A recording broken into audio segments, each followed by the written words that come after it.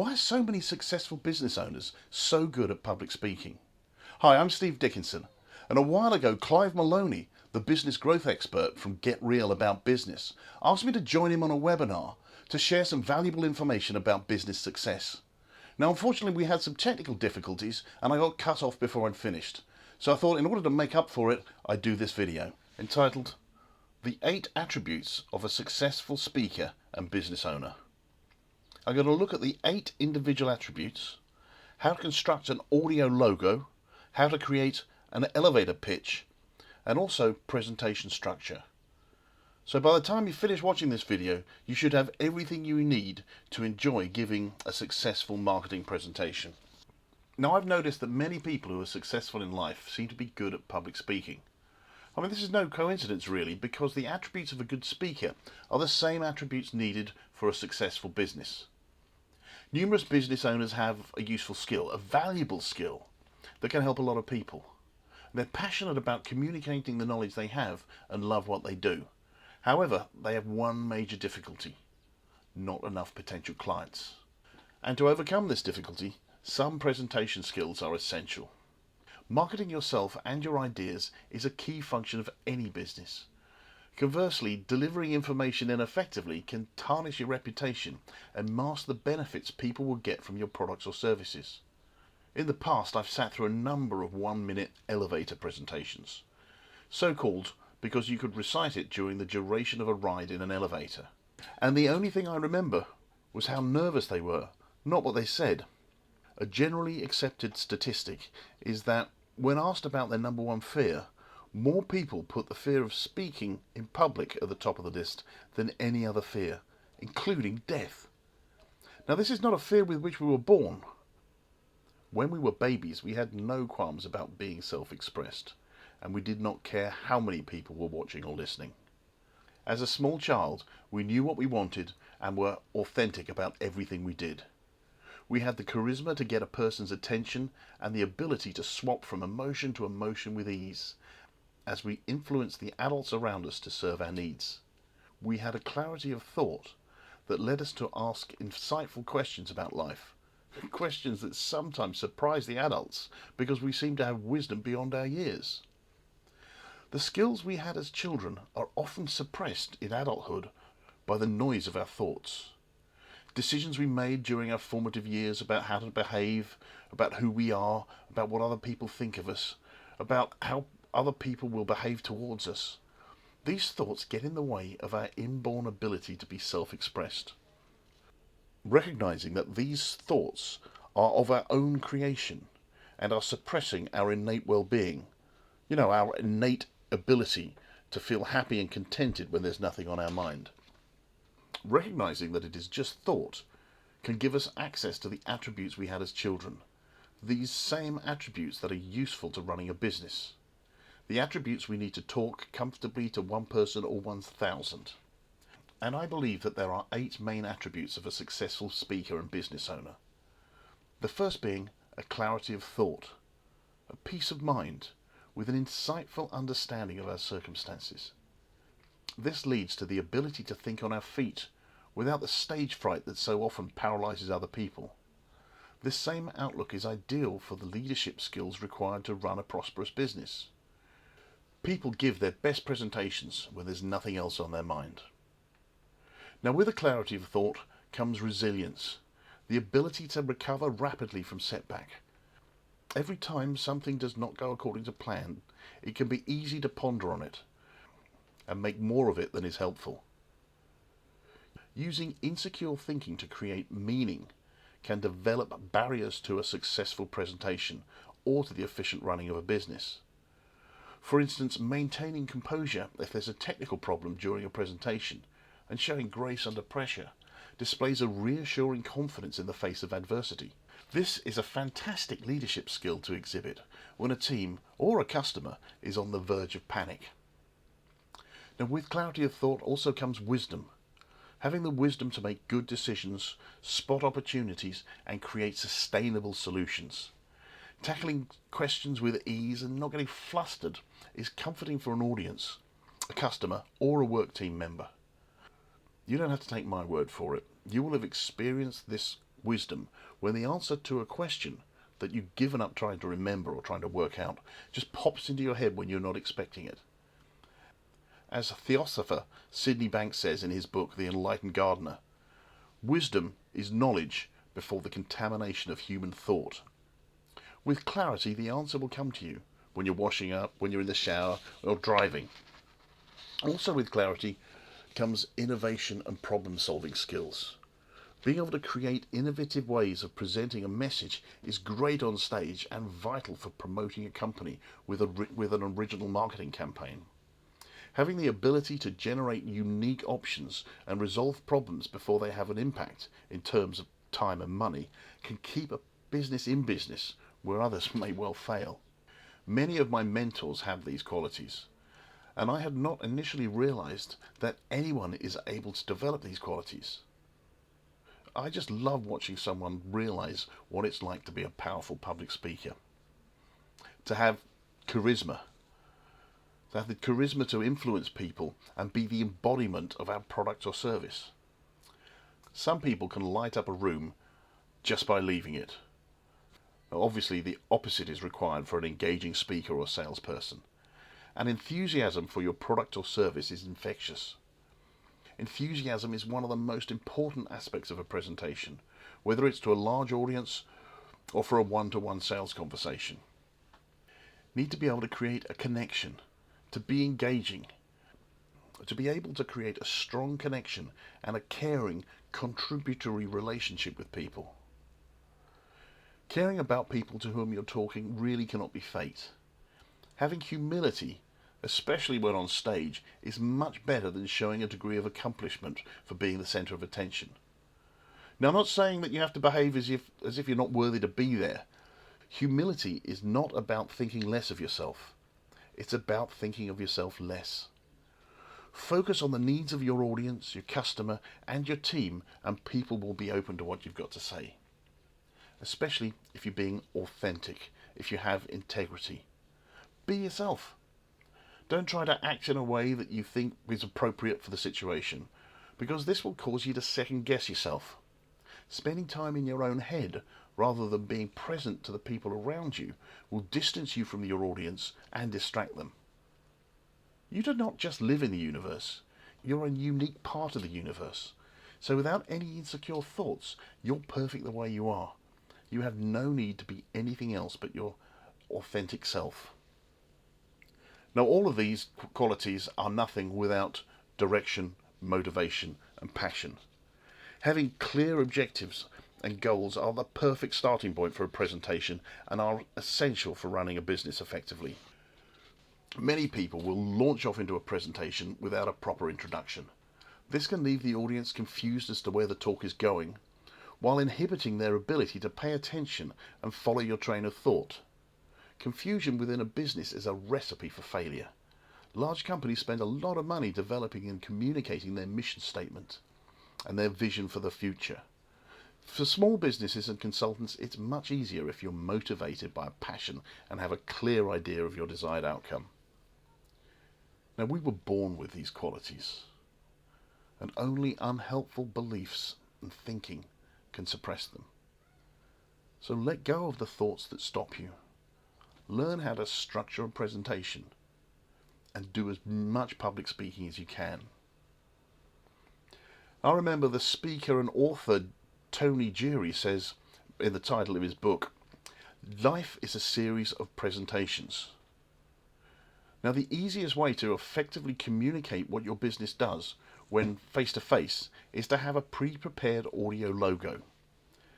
This gives you the answer to the "what do you do" question. Now, for many people, this question is a trigger to start mumbling or to give a short answer, which doesn't mean much to anybody outside their industry, or, as I've done in the past, go into way too much detail.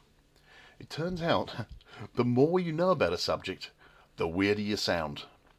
Now, the best way to answer is to have a pre-prepared audio logo.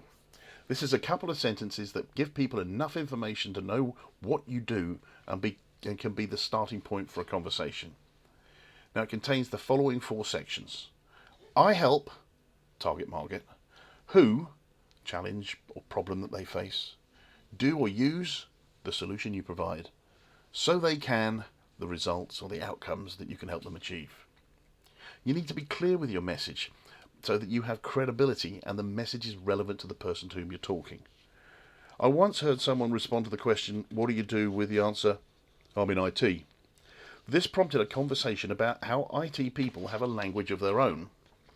But after some coaching, his new response was, "I work with business owners and department managers who are wasting time and money, use automated computer and voice systems so they can reduce their workload whilst increasing their profits." Now, obviously, I put the emphasis on that to split it up into four, but you understand what I mean.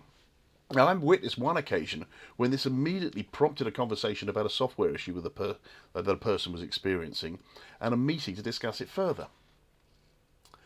Now, that's just answering the question, what do you do? But in many other networking meetings, we have to stand up and actually talk about our business for a whole minute. If you have a minute or so, you can use the well-established 7-point marketing message. I use the following structure by just really adding on an extra 3 more items to my audio logo, and it covers the key message that you need to communicate. This is just as relevant to the printed word in a brochure or on a web page. So the first bit, with whom do you work? Who is your target market? People want to know that you are talking to them or you have a message for someone they know. Number 2, what problem do they have? People want to know what's in it for them. If they have a problem or requirement that you can define, they will believe that what you have to say will be relevant. What's their situation? What specifically is their problem? Importantly, what are the implications in the cost of time and money that problem causes? Now, this really goes to credibility. If you can enter the conversation that they're already having in their head, they're going to go, "Wow, this person can solve my problem. He totally understands it." Talking of credibility, the next section 3, why are you credible? What makes you the expert? Your offer needs to be believable. You need to be credible. What experience, knowledge, or skills do you have that give you the ability to solve their problem or meet their requirements? Number 4, what process do you use? What can people expect if they buy your product or service? People like to know what's in their immediate future. So fear of the unknown may stop someone from buying. And what are the results? What results do they get? How do you solve their problem or meet their requirements? What specifically will they experience? And what emotional rewards will they feel? So that's 5 aspects of it. Who do you work with? What problem do they have? Why are you credible? What process do you use? And what results do you get? Now, number 6 in the process is what success stories you have. People love stories, so have a couple of them prepared. What was their situation? What specifically was their problem? What were the implications in the cost of time and money that caused their problem? How did you solve their problem? What were the results? So effectively, you're going through the 5 points that I mentioned earlier in a little story about one of their peers, so they can create some empathy. And then lastly, point 7 is a call to action. Booking a conversation. Ask for their business card. Ask if they'd like to meet. I was wondering if you would like to meet me for a coffee so we can discuss how I can help save you money. Writing this out a few times in the form of a coloured mind map as you develop your pitch will enable you to create an image of your pitch in your mind that you'll be able to deliver in a number of ways. A formal marketing presentation, a 1-minute elevator pitch, and yes, you can cover all 7 in 1 minute, or even an impromptu conversation. The important thing is to cover each point, and the order does not really matter, as long as you discuss their problem before you start to explain how you can solve their problem. Now, if you've got a bit more time and you're going to do a formal marketing presentation, you can still use that structure. Who do you work with? What problem do they have? What makes you credible? What product or service do you have? What results do they get? How do you solve their problem? The success stories and a call to action. But you can top and tail it with a professional introduction and a summary. There's 3 sections to any presentation. The introduction, or intro as I call it, where you tell them what you're going to tell them. Then the message, or the main body, where you tell them what you've got to say. And then a summary, which should include the call to action, where you tell them what you said. A structured intro and a concise summary are the hallmarks of a professional presentation. For me, a structured introduction is the most useful thing I've ever learnt about giving presentations. It gives me a powerful start and a foundation for an effective finish. It's time to set the scene. This could be just a few sentences or something more substantial. However, there are 5 aspects to an introduction, or intro, I-N-T-R-O. Interest, need, title, range, objectives. Interest. Say something that will get their attention. A question is a good starting point. A question or two will get people thinking that they might need to respond. Marketers and hypnotists refer to this as opening a loop. Alternatively, ask a question to which the audience would be likely to say yes. This is a good point to get people to put up their hand. The more frequently they agree with you, the more likely you are to keep them engaged. So once you've got their interest, why do they need to listen to you? Why should they listen to you? How is it relevant to them? What problem or requirement do they have that you can solve or meet? If you make your subject relevant to your audience, they will decide for themselves that they need to listen to what you have to say. The next is a title.